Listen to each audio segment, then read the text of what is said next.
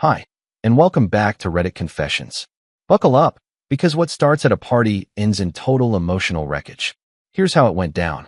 Her lipstick was smeared, not in a careless way, but in the way that says I've been whispering too closely to someone who's not my husband. That's the first thing I noticed when she walked out of the guest room. I was standing by the bookshelf pretending to read titles I couldn't focus on. A jazz remix of something played softly from a corner speaker. People around me were too busy laughing over overpriced cocktails to notice her. But I noticed everything. Her hair was a little messier than when we arrived. Her necklace had shifted lower. And her smile looked like it had something to hide. She froze when she saw me. For a fraction of a second, her eyes widened like a guilty child. Then, just as fast, she adjusted, tilted her head, smiled, blew a casual kiss across the room like nothing happened. I didn't smile back. I didn't confront her. I just walked past the bar, through the arched doorway, and out into the cool night like a ghost leaving its own body behind.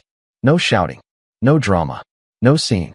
By the time she finished her drink and noticed I was gone, I was already driving past a row of streetlights that blinked like warnings I never saw coming.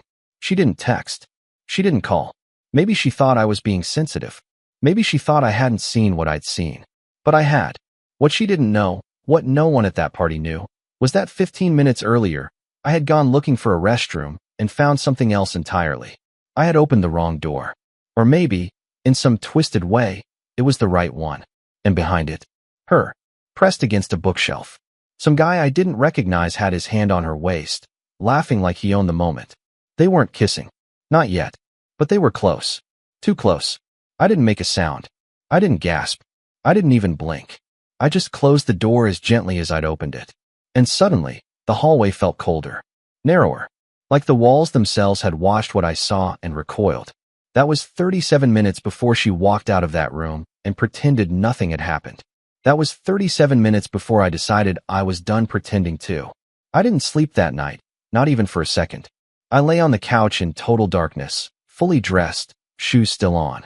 The house creaked the way old houses do when they know something's broken but can't speak. And me? I just listened to the silence like it was telling me everything I didn't want to hear. I kept replaying that hallway moment in my head, the way some people obsess over missed opportunities. The way he leaned into her. The casualness of it. The way she smiled. It wasn't a drunken mistake. It wasn't some misunderstanding. It was deliberate. Familiar. Practiced. She didn't stumble in until sometime past 2 a.m. I heard the front door creak open, heard her heels pause at the threshold like she was checking if I was awake. I stayed frozen on the couch, eyes half shut, barely breathing. She didn't say anything. She just tiptoed into the kitchen, opened the fridge, then paused. No clinking bottles. No glass pouring. Just a long pause. And then, I heard the first sob. Not loud. Not theatrical. Just that soft, cracking inhale of someone whose chest is collapsing from the inside out. I wanted to get up. I wanted to ask her why. I wanted to yell, to scream, to beg for something that would make it hurt less. But I didn't move. I lay there like a man halfway buried in his own life. She collapsed onto the floor. I heard it. A dull thud followed by stifled weeping. She was crying like I'd already left her. But I was still there. Still in the same house. Still under the same roof. Still pretending I was asleep while my wife grieved over a disaster she had created. The next morning, I got up before her. I made coffee, which I didn't drink. Just let it sit there, steaming in the cold air. I stared at it like it might give me answers. She came into the kitchen with her mascara still smeared from the night before. No words yet. Just a look. I didn't ask her anything. Didn't tell her what I saw. Instead, I handed her a cup, then walked away without a word. She followed me into the hallway. Clive, she said. My name, small. Like it didn't fit her mouth anymore. I turned, but didn't speak. She looked like she wanted to say something, but the words couldn't form. She was searching my face for a version of myself I wasn't wearing anymore. You left the party early, she finally whispered. I nodded. That was all I gave her. She opened her mouth again, but nothing came. Just silence, like even her excuses knew better than to come out now. I walked out the front door and let it close behind me. Not a slam, not a bang, just a quiet click that sounded more final than anything I could have said. I drove with no destination, just kept going. Through town, past empty fields, through places that didn't know either of us. I parked in an empty lot outside a laundromat I hadn't been to since college and sat in the car for over an hour, staring at the raindrops gathering on the windshield like they were counting down something I hadn't yet figured out. When I finally came home, she wasn't in the living room. She was in the bedroom, sitting on the edge of the bed with that same green dress she'd worn to the party, now folded neatly beside her like a relic from a crime scene. I stepped inside. She looked up at me. Her eyes were red, her voice shaking. "Do you want to talk?" I should have said yes, but I didn't. Not yet, because I wasn't sure if I wanted the truth, or revenge, or to hear her lie just to see how far she'd go. And that scared me more than anything. The thing about betrayal is that it doesn't just echo in your head, it infects the mundane. I couldn't sit on our couch anymore without imagining her texting him while I was making dinner. I couldn't pass the mirror in the hallway without wondering if she'd looked into it after sneaking back home, rehearsing her face so I wouldn't suspect. Even the mug she used that morning, my mug, the chipped one I always used on Sundays, felt like it had been touched by someone else now. Nothing was clean. Not really. I didn't speak to her for 2 more days. Not in anger. Not as punishment. I just couldn't. Words felt too heavy, like anything I said might either break me open or give her space to lie her way back in. And I wasn't ready for either. She tried, though. Little things. Leaving folded laundry on the bed. Texting me things like, "I made your favorite tonight," or "We need milk." But it was all noise. Mechanical. As if pretending we were still married might rewind the tape. It was Friday afternoon when I finally broke the silence, but not in the way she expected. I came home early. My key stuck a bit in the lock, like even the house wasn't sure it wanted me back in. I stepped into the kitchen and saw her sitting at the table, laptop open, phone face down. She jumped when she saw me, then smiled. Too wide, too ready. I didn't say hello. Instead, I walked to the fridge, opened it, stared inside for longer than necessary, then closed it. "You okay?" she asked softly, standing now. "You've been quiet." I turned to face her. "What's his name?" Her face froze.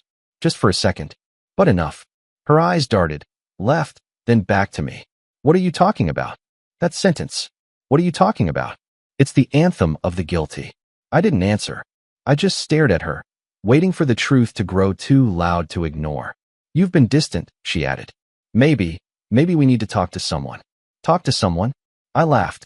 It wasn't even a real laugh. It cracked halfway out like a snapped bone.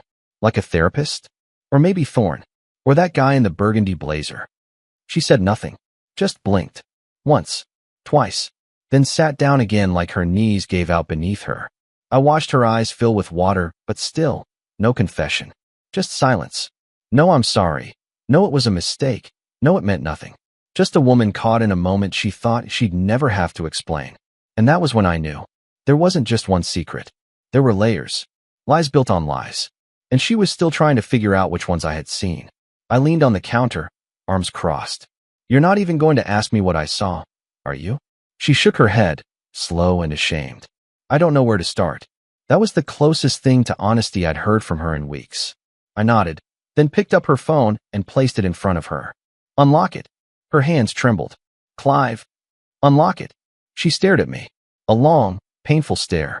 Then, reluctantly, she tapped in her code. I scrolled. Messages. Deleted. Photos. Empty. Call log. Wiped. But she forgot something. People always do. I opened her cloud backup. Recent logins showed a sync to an old iPad. One we hadn't used in months. I walked to the hallway closet, dug it out from a bin labeled garage sale maybe, and powered it on.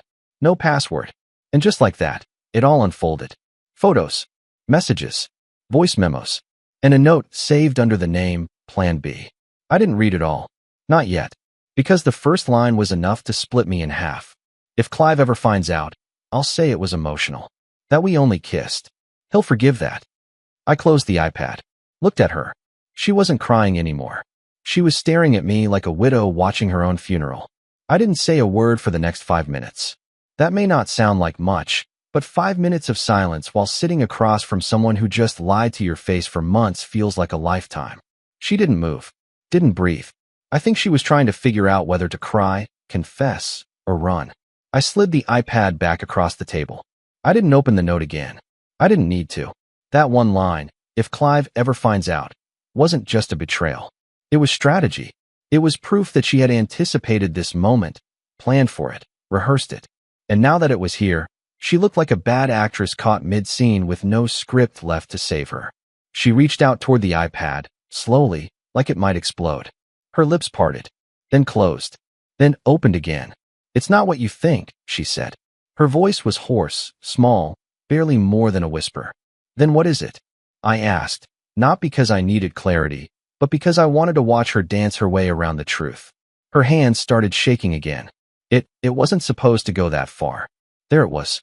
The phrase. The universal signal of guilt. Not supposed to go that far. Like that made anything better. Like betrayal has a speed limit, and if you just tap the brakes at the right moment, it's still forgivable. I stood up. She flinched. Not from fear. I've never raised a hand to her in my life. But from the weight of the moment. She knew I was past the point of hearing excuses. "I need air," I said. I walked outside and sat on the porch. The wind was biting. Sky gray. It smelled like rain, but nothing fell. It was the kind of afternoon where even the weather couldn't decide what it wanted to be. I just stared out at the street, watching leaves scatter across the pavement like pieces of my own life being blown in all directions. A few minutes later, the front door creaked open. She sat beside me. Not too close. Not touching. "I was lonely," she finally said. "You work so much. You come home, and you're exhausted, and I didn't feel like a person anymore. I felt like furniture." I looked at her slow. Furniture doesn't write Plan B notes. She shut her eyes, breathed in, held it, and exhaled like she'd been underwater for weeks. "I didn't love him," she said. "I didn't ask that. I didn't sleep with him." The words came fast. Defensive. Practiced. "You didn't sleep with him, but you had enough emotional depth to create a backup plan?" She turned her head away, ashamed. "I was scared you'd leave me." I laughed. A bitter, quiet laugh. "So your solution was to lie to me and get close to someone else? Just in case?" She didn't reply. I pulled my phone out and showed her the photos from the iPad I'd already saved to my cloud. Just in case, she decided to wipe that too. One was a picture of her sitting in the passenger seat of a car that wasn't mine, her hand on the steering wheel while the driver leaned over, his hand resting dangerously close to her knee. Another was a screenshot of messages, one from her that said, "He's so checked out lately. He won't even notice I'm gone." I hadn't seen that one until I pulled it up just then. It hit like a slow-moving train. She buried her face in her hands. "Clive, I didn't mean it. I was venting. I was angry. Were you lying then? Or now?" Silence. "Who is he?" I asked. My voice wasn't angry. It was too hollow for that now. "Do I know him?" She nodded, just barely. And my stomach dropped. "No," I whispered. "Thorn," she said. "From the party." Of course it was. Mr. Too Many Teeth. Mr. Buddy. Mr. Burgundy Blazer. I wanted to scream, to punch something, to shatter a window, just to hear something break that wasn't me. But I didn't. I just sat there, stunned into stillness, like my entire body had been unplugged from reality. "I only saw him a few times," she said quickly. "It didn't, Clive, it didn't matter." I looked at her and said the one thing I hadn't dared admit out loud until now. It mattered to me. She started crying again. But this time, I didn't reach for her. Didn't comfort her. Because I realized something in that moment. I'd been mourning this marriage long before the party. And I didn't even know it. I don't know what pushed me back inside the house. Maybe it was exhaustion. Maybe it was that kind of numbness you get after crying without tears. The kind where everything hurts, but nothing bleeds. She stayed on the porch as I stepped inside. I didn't tell her to follow me. I didn't tell her anything. The house felt heavier than before, as if all the lies floating in the air had finally settled into the furniture. I walked down the hall slowly, my fingers brushing the wall like I needed to steady myself for whatever came next. I passed the bedroom and paused. Something had been nagging me for days. Not just the betrayal itself, but the pacing of it. The way she tried to smooth things over. The weird glances. The awkward pauses in conversations the past few months. Her sudden habit of locking her phone in a drawer while showering. All of it added up to something bigger than one affair. So I went to the one place I hadn't looked yet. Our shared closet. It wasn't locked. It never was. But I realized that for years, I hadn't really paid attention to her side. You think you know your spouse's stuff, but you don't. Not when you're coasting through routine. I rummaged past her coats, a stack of scarves, an old yoga mat. Then I saw the shoebox. It wasn't dusty. It wasn't tucked away. It was right there on the top shelf, almost waiting to be discovered. I pulled it down, opened the lid, and found letters. Printed emails. Receipts. Hotel booking confirmations. Photos. My heart nearly stopped. There were printed exchanges between her and Thorne going back more than 8 months. Conversations where they flirted, made plans, joked about me. One message from her read, "Clive still thinks I'm doing late-night accounting runs for the firm. Poor guy." And then, one photo that didn't make sense. It wasn't with Thorne. It was with another man. A man I did recognize. Harvey, my coworker. Not even someone she knew through me. Someone I had introduced her to at my office holiday party last year. He was in a flannel shirt and jeans, sitting beside her at a small diner table. She was laughing, touching his hand, her face glowing in a way I hadn't seen in years. The caption she wrote on the back said, "The one I actually wanted." I couldn't breathe. I sat on the edge of the bed, the box open on my lap, as the truth wrapped itself around me like a slow, cruel vine. This wasn't one mistake. This wasn't a lapse of judgment or emotional weakness. This was a life within a life. A shadow marriage growing alongside mine. When she finally came in from the porch, she stopped in the doorway. Her eyes locked on the box in my hands, and I saw her soul just drain. Like everything she'd rehearsed to say had no purpose anymore. "I can explain," she whispered. "You'll have to pick one of them to explain first," I replied. "Thorne, Harvey, the notes, or how long you've been planning your exit?" Her face crumbled. "It's not what you think." "No," I said, standing. "It's exactly what I think. You didn't fall into this. You built it. Carefully, quietly. While I was busy believing in us, you were building escape routes." She covered her mouth and turned away like she was trying to escape the words before they landed. But they already had. There was no coming back from this now. Not because of the cheating. Not even because of the lies. But because I saw it in her eyes. She had stopped loving me a long time ago. And just never told me. The strangest part wasn't the heartbreak.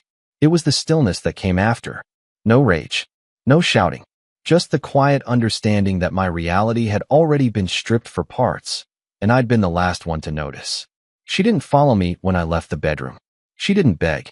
She didn't throw herself on the floor or deliver some dramatic monologue about second chances. And that silence, that awful, cowardly silence, told me everything I needed to know about who she was when I wasn't looking. I didn't pack a bag, not even a change of clothes. What I did instead was walk down into the basement and open the file cabinet that held the one thing she never cared to learn about, our financials. She always joked that I was the boring one, the spreadsheet guy, the man with 6 different retirement calculators bookmarked.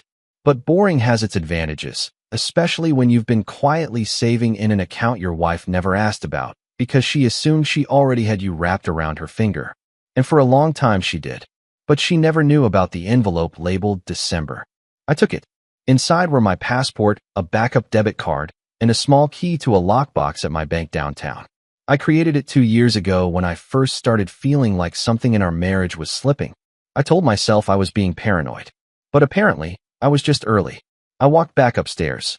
She was still in the bedroom doorway, arms crossed like she was trying to hold herself together. Her eyes followed me, but she said nothing. Not even, "Where are you going?" I think some part of her wanted to see if I had the strength to leave. Spoiler, I did. I grabbed my car keys and walked out the front door without looking back. And it felt nothing like I thought it would. There was no cinematic music, no lightning flash, just the sound of my tires pulling out of the driveway while the home I thought I'd grow old and disappeared behind me like the final scene in a play no one clapped for. I didn't go to a hotel, didn't go to my parents', didn't crash on a friend's couch. Instead, I drove to a cabin upstate I had rented months ago for our anniversary weekend. She canceled last minute, said she had food poisoning. Now I wondered if food poisoning had a beard and drove a black truck. When I arrived, the cabin was dark and still. The key was right where the rental host said it'd be, in the metal lockbox beside the front door. I let myself in, dropped the envelope on the table, and just stood there. No furniture to betray me. No walls to whisper reminders of what I lost. Just wood, wind, and the distant sound of water beyond the trees. I lit a fire and sat in front of it for hours, thinking about how quietly people can fall out of love. It's not always a slam. Sometimes it's a door left cracked open for so long, the draft does all the work. Somewhere around 3 a.m., my phone buzzed. It was her. One word. Please. No explanation. No apology. Just that pathetic attempt at pulling on the thread she thought still connected us. I didn't reply. Not because I didn't feel anything, but because I felt too much. And I didn't want to give her the satisfaction of watching me bleed one more time. I turned off my phone, placed its screen down beside the fire, and finally allowed myself to feel what I hadn't been able to feel in weeks. Relief. Because for the first time in 12 years, I wasn't orbiting her anymore. I was alone, but I was free. 3 days passed before I returned. Not because I missed her, not because I needed closure, but because I had left behind something she didn't even know existed, an old storage drive in my desk drawer. It held backup files for my consulting clients, some with sensitive data I couldn't risk losing in case things got messy. At that point, I didn't even consider the house mine anymore. It was just a place I used to know, a museum of conversations I used to believe in. When I pulled into the driveway, the porch light was still on. It was mid-afternoon, but something about the artificial glow made the house feel off, as if it had been waiting with bated breath, stuck in the same broken loop since I left. Her car was there. The curtains in the living room were drawn, and on the front step, there was a small cardboard box, sealed with red tape, and labeled in her handwriting, Clive. I didn't pick it up. Not yet. I unlocked the door and stepped inside, half expecting her to be waiting in the kitchen with some faux poetic apology, or maybe just a suitcase and a key. But the silence hit harder than any scream would have. The air smelled like burned lavender candles and stale tears. A plate of untouched food sat on the dining table, half-wilted salad, untouched wine, fork angled just so, like she had set the stage for reconciliation and lost the courage to act it out. I walked past it all and went straight to the study. Nothing had been moved. I opened the desk drawer, grabbed the flash drive, and turned to leave. But then I noticed the yellow legal pad sitting at the edge of the desk. It wasn't there before. Her handwriting. I shouldn't have read it, but of course I did. Clive, I know you don't owe me anything. I know I ruined the parts of us you used to hold sacred. I know I shattered your trust and turned love into paperwork. I don't expect forgiveness, but I need you to understand one thing. I was never trying to replace you. I was trying to remember who I was before I forgot myself in your shadow. It wasn't your fault. You gave me consistency, peace, shelter. I just kept craving storms. That's on me. That's always been on me. I wanted to stop. I just didn't know how to leave the fire without burning everything around it. If you ever wonder whether I felt guilty, know that I still hear your voice when I close my eyes. You were never invisible to me. You were just too kind to see how visible I had made myself to others. I'm sorry I broke the safest place I've ever known. I don't remember sitting down, but suddenly I was in the chair, the paper shaking in my hand. I wasn't sure what the letter was supposed to do. Was it closure? A confession? An appeal to my empathy? Or just her last attempt at controlling the narrative? I folded the note, slid it into my jacket, and walked out. The box on the porch was still there. I picked it up. It was heavier than expected. Inside, my old college hoodie, a framed photo of us in Sedona from our 5th anniversary, the watch I thought I lost last year, and, at the bottom, an envelope. This one wasn't labeled. I opened it cautiously. Inside was a bank receipt, a wire transfer from her personal account. To me, almost every cent from her private savings. No note attached. Just the cold, sterile printout of money moving away from her and toward me, like a debt finally acknowledged, or maybe just guilt dressed as generosity. For the first time since I walked out of that party, I felt something dangerous rising inside me. Pity, not for her, but for the version of myself that would have fallen for this gesture. The man who might have thought this was redemption. But that man was gone, and in his place stood someone who wasn't begging for answers anymore. He was just preparing for what came next. I didn't respond to her message. I didn't return the letter. I didn't cash the wire transfer. Instead, I booked a one-way train ticket west. Somewhere quiet. Somewhere with mountains, pine trees, and fewer ghosts. A place where I didn't have to explain why my smile sometimes faltered or why I avoided the scent of her old perfume in department stores. I used the lockbox money to rent a small cottage near a lake. No internet, no buzz of urban life, just the sound of birds in the morning and the soft groan of the docks stretching beneath my feet at dusk. At first, I thought I'd only stay a week. That was 3 months ago. Turns out healing doesn't happen in dramatic moments. It sneaks up on you in the calm between waves. I started painting again, just for myself. Just ugly, amateur landscapes that no one will ever see. And for the first time in years, I didn't feel like I had to be impressive or clever or enough. I just existed. And somehow, that was more than I thought I deserved. I never saw Maribel again. I heard from a mutual friend that she sold the house, moved 2 towns over, and started therapy. She apparently tells people she lost a good man. I guess she's not wrong. But I don't hate her. Not anymore. Because the truth is, we don't always get the apology we want. We don't always see justice delivered like a well-wrapped package. Sometimes closure is just the decision to no longer open doors that only lead to fire. And me? I chose the door that opened to peace. I don't know if I'll fall in love again, but I know now what I deserve. And I know I'll never settle for less again. Not from someone else, and definitely not from myself. Thanks for listening to my story. Now I want to hear yours. What moment in your life completely changed how you saw someone you loved? Share it in the comments. And if this story meant something to you, even a little, don't forget to like, subscribe, and stay tuned for more confessions right here on Reddit Confessions. You're not alone. Not anymore.